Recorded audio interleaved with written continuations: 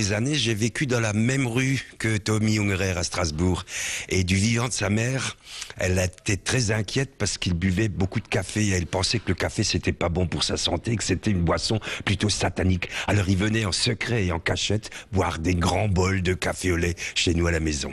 Quelqu'un m'avait demandé, est-ce que tu connais une anecdote sur Tommy? Alors je dis, bah justement, ça tombe bien, c'est peut-être Tommy qui me l'avait raconté, que s'il avait des incisives aussi visibles, c'est qu'en fait, il avait fait tailler ses incisives pour donner un côté un peu loup ou Dracula.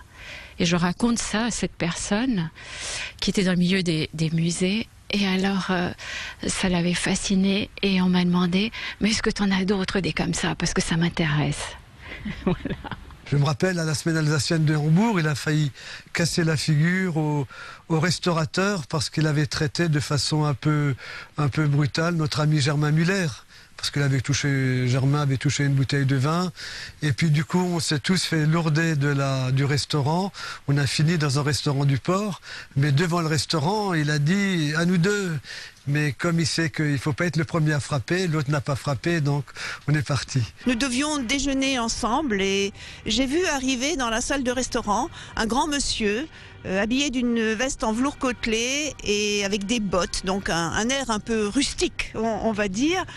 Et tout à coup, il était accompagné de sa maman, il a avancé la chaise pour l'installer à la table où nous allions déjeuner. Et je me suis dit, c'est un vrai paradoxe.